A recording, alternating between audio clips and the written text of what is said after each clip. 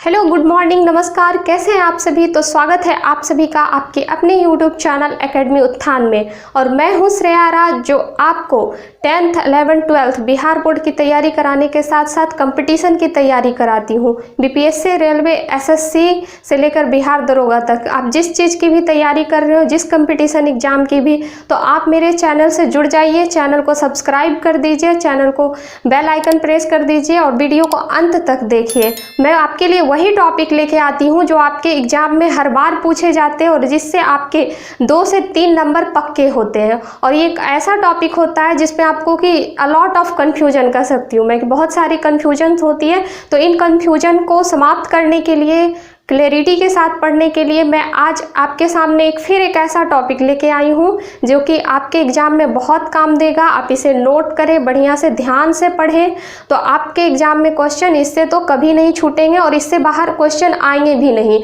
ये जो मैंने आज आपके लिए टॉपिक लाया, संविधान के विदेशी स्रोत, मैंने जितना यहाँ करा दिया उससे ज़्यादा नहीं आएंगे आपके एग्जाम में। तो चलिए बिना वक्त को गवाए ही आज निपटारा कर देते हैं संविधान के विदेशी स्रोत का। तो सबसे पहले देखते हैं कि संविधान के विदेशी स्रोत क्या होते हैं।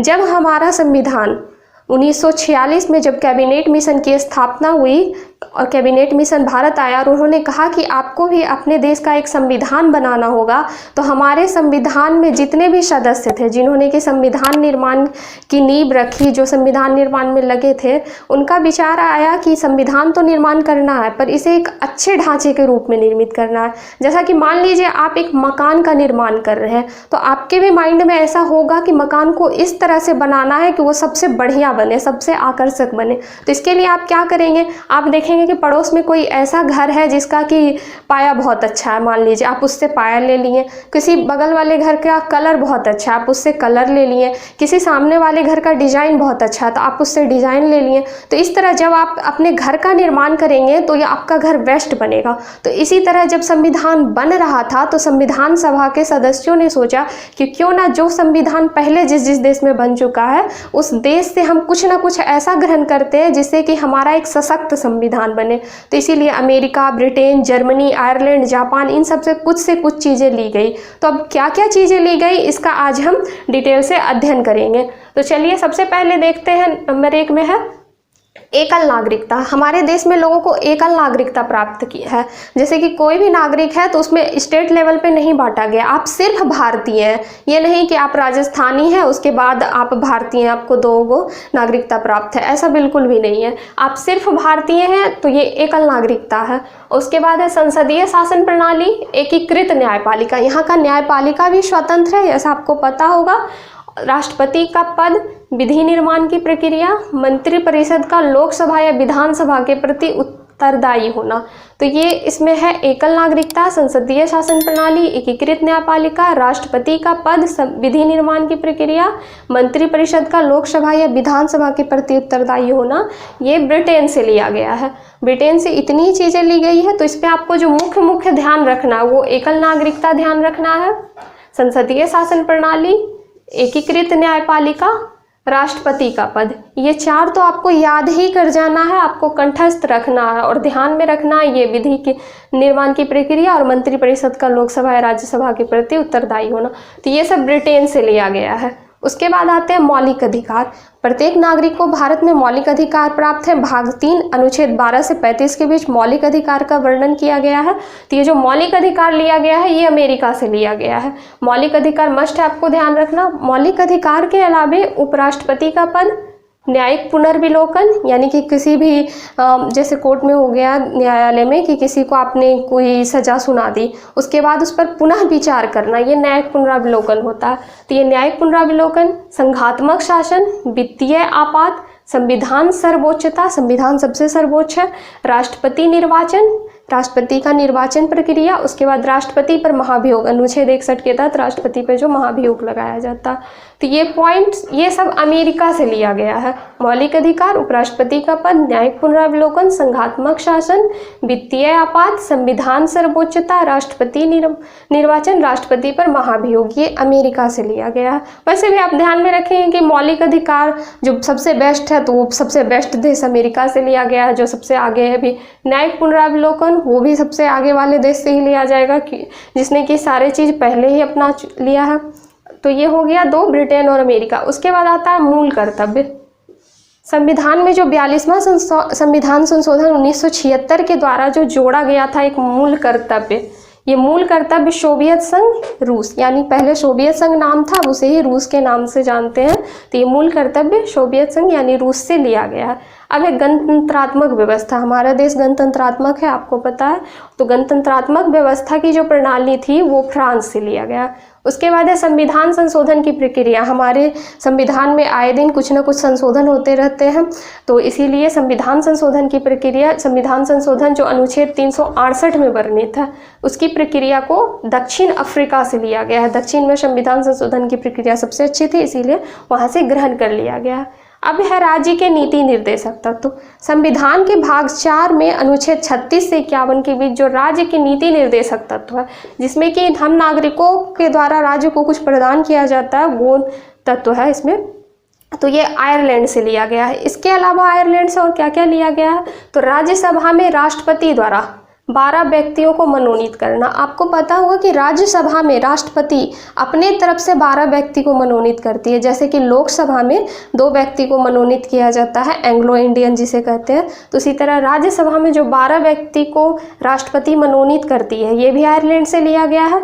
राष्ट्रपति निर्वाचन के लिए निर्वाचक मंडल की व्यवस्था, यानी कि जब राष्ट्रपति का निर्वाचन होता है तो ये निर्वाचन किस प्रकार से हो, इसके लिए निर्वाचक मंडल की जो व्यवस्था करता है, ये प्रबंध भी आयरलैंड से लिया गया। उसके बाद आपातकालीन उपबंध, आपातकालीन उपबंध की प्रक्रिया भी आयरलैंड से ली गई। तो इसमें जो आपको मेन याद रखना ये है राज्य के नीति निर्देशक तत्व, उसके बाद ये आपातकालीन उपबंध, ये दोनों आपको पूरा ध्यान में रखना। इसके अलावा ये सब भी ध्यान में रखना। अब देखते हैं 7वां नंबर क्या है। 7वां नंबर है आपात उपबंध। आपात उपबंध और आपातकालीन उपबंध में अंतर होता है। जैसा कि यहाँ है आयरलैंड से जो लिया गया आपातकालीन उपबंध वो अलग है, और ये आपात उपबंध जो जर्मनी से लिया गया है ये अलग है।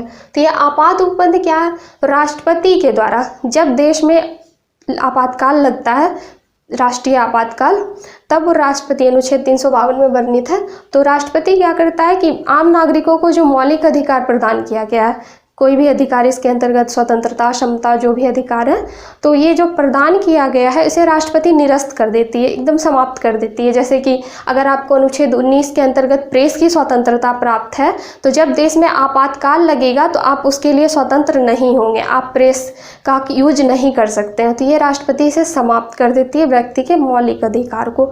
लेकिन मौलिक अधिकार तो 12 से 35 के बीच है। इसमें से 2 अनुच्छेद ऐसा है जिसको कि आपातकाल के दौरान भी राष्ट्रपति द्वारा समाप्त नहीं किया जाता। ये है अनुच्छेद 20 और अनुच्छेद 21। अनुच्छेद 20 में है किसी को भी जैसे बिना किसी एक व्यक्ति को एक बार ही जेल में बंद कर सकते हैं, दोबारा नहीं कर सकते एक केस के लिए। तो इस तरह से जो दोष सिद्धि, जो कानून दोष सिद्धि के लिए बना है वो अनुच्छेद 20 में बना। और अनुच्छेद 21 में है प्राण एवं दैहिक स्वतंत्रता, यानी कि कोई भी व्यक्ति अनुच्छेद 21 के अंतर्गत प्राण एवं दैहिक स्वतंत्रता उसे प्रदान है। आप अगर चाहेंगे कि आप बीच रोड पे चले जाए और हल्ला कर करके बोले कि मुझे मरना है, मैं मरने जा रहा हूँ, हाथ में एक पेट्रोल का डब्बा ले ले, केरोसिन तेल का डब्बा ले ले, तो आपको उस स्थिति में पुलिस पकड़ के जेल में डाल देगी, क्योंकि आप पब्लिक एरिया में ऐसा नहीं कर सकते। यही अनुच्छेद 21 के अंतर्गत वर्णित है। आप प्राण नहीं ले सकते हैं, इस पे केस हो जाएगा। तो ये अनुच्छेद 21 में वर्णित। और अनुच्छेद 21 में ही गरिमापूर्ण जीवन भी है, गरिमापूर्ण जीवन व्यतीत करना। हाल ही में यूपीएससी के एग्जाम में एक क्वेश्चन आया था कि आप अगर किसी से खुद की मर्जी से विवाह करते हैं तो किस अनुच्छेद के अंतर्गत आता है। तो उसमें ऑप्शन में अनुच्छेद 19 दिया हुआ था, ऑप्शन में अनुच्छेद 21 भी दिया हुआ था। तो अनुच्छेद 19 के तहत जहाँ स्वतंत्रता प्राप्त है, लोगों को बोलने की आज़ादी है, अभिव्यक्ति की आज़ादी, प्रेस की आज़ादी, घर बना सकते हैं कहीं भी, ये सब जो आज़ादी प्राप्त है वो अनुच्छेद 19 के अंतर्गत है।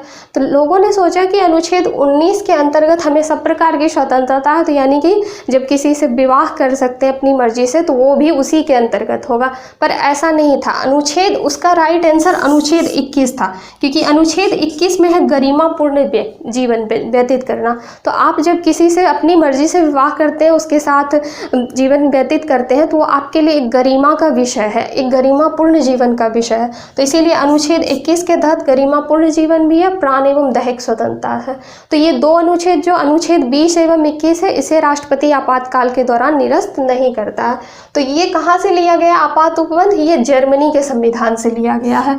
उसके बाद आ जाइए 8वां नंबर, प्रस्तावना की भाषा। हमारा जो प्रस्तावना है, हम भारत के लोग भारत को, ये वाला, इसमें जो उसकी भाषा दी गई है, जैसे वहाँ समाजवादी है, पंथ निरपेक्ष, लोकतंत्रात्मक, तो ये जो भाषा ली गई है, ये प्रस्तावना की भाषा ऑस्ट्रेलिया के संविधान से ली गई। इसके अलावा समवर्ती सूची, समवर्ती सूची जानते ही होंगे, केंद्र राज्य के बीच जो, जैसे देखिए यहाँ केंद्र राज्य के बीच संबंध तथा शक्तियों का विभाजन। हमारे देश में केंद्र और राज्य के बीच संविधान के भाग 7 में, जब मैं भाग पढ़ाऊंगी तो आपको उससे डिटेल में बताऊंगी, अभी नॉर्मली बता देती हूँ। संविधान के भाग 7 में है केंद्र एवं राज्य के बीच 3 तरीके से शक्तियों का विभाजन किया गया, एक संघ सूची, एक राज्य सूची और एक समवर्ती सूची। संघ सूची के अंतर्गत क्या होता है कि कानून बनाने का अधिकार केवल केंद्र को होता है, राज्य सूची के अंतर्गत कानून बनाने का अधिकार राज्य को होता है, लेकिन जो समवर्ती सूची होती है उसके अंतर्गत कानून बनाने का अधिकार केंद्र और राज्य दोनों को होता है। केंद्र और राज्य दोनों समवर्ती सूची पर कानून बना सकती है। तो ये हो गया। तो इन्हीं तीनों का जो बंटवारा किया गया है ये ऑस्ट्रेलिया के संविधान से लिया गया। आपको ध्यान रखना है कि संविधान के भाग 7 में जो ये तीनों है, संघ सूची, राज्य सूची, समवर्ती सूची, यानी कि केंद्र राज्य के बीच शक्ति तथा शक्तियों का बंटवारा, और समवर्ती सूची ये ऑस्ट्रेलिया से लिया गया है। तो अगर ये प्रस्तावना की भाषा हो, समवर्ती सूची हो, केंद्र राज्य के बीच का संबंध का वर्णन हो, तो ये सब अगर आपसे पूछे तो ये ऑस्ट्रेलिया के संविधान से लिया गया है।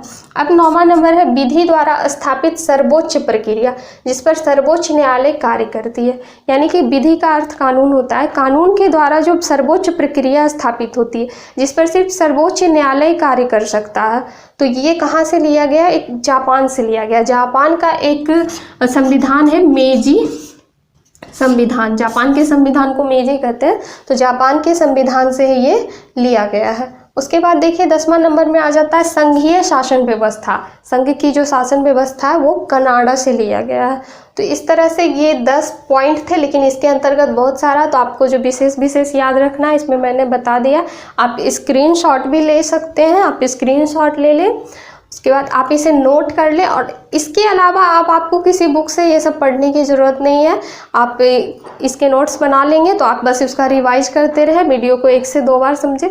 मैं इसी तरह से आज संविधान के विदेशी स्रोत लाई, कल कम समय में ही संविधान के भाग ले आऊँगी, परसों अनुच्छेद ले आऊँगी। इस तरह से मैं आपके सारे टॉपिक क्लियर करा दूँगी जो आपको एग्जाम में बहुत काम करेंगे। तो चलिए आज के लिए इतना ही। चैनल पर नए हो तो सब्सक्राइब कर दीजिए और वीडियो पसंद आया हो तो लाइक कर दीजिए। पैंडेमिक के टाइम घर पे रहिए, सुरक्षित रहिए, अपनी तैयारी को और मजबूत बनाइए। तो मिलते हैं कल एक नए वीडियो में। जय हिंद।